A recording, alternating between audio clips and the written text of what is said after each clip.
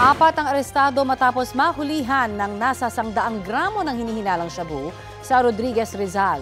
Ang paliwanag ng mga suspect sa balitang hatid ni EJ Gomez. Mayos! Pinadapa ng mga pulis ang apat na tulak umano ng illegal na droga sa Rodriguez, Rizal at Karatig, Bayan. Sa bahay na ito sa Barangay San Rafael, naaresto ang mga sospek pasado alas 4 ng madaling araw kahapon. Inaaresto kita sa salang pagbibenta ha, ng illegal na droga. Ayon sa pulisya, mahigit 1 linggong minonitor ang bahay na naging drug den umano ng mga sospek. Meron tayong residente dito na sinasabi nga itong areang to ay paiba-iba yung mga tao na pumupunta at yung bahay na yon ay ginagawang drug din nila. Doon na rin yung mga parokyano nila, doon na rin gumagamit. So yun, natsambahan natin sila doon. Nasabat sa mga sospek ang 116 grams ng umano'y shabu na may standard drug price na mahigit 788,000 pesos.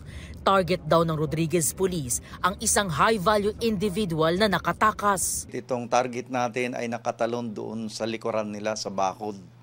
At na-surprise yung ating mga operatiba dahil yung isang nahuli natin doon, ito pala yung source mismo nung target natin na nakuhanan ng nasa 100 grams doon sa tao mismo. Sa investigasyon ng pulisya, lumabas na sa Taguig nang gagaling ang supply ng droga ng mga sospek.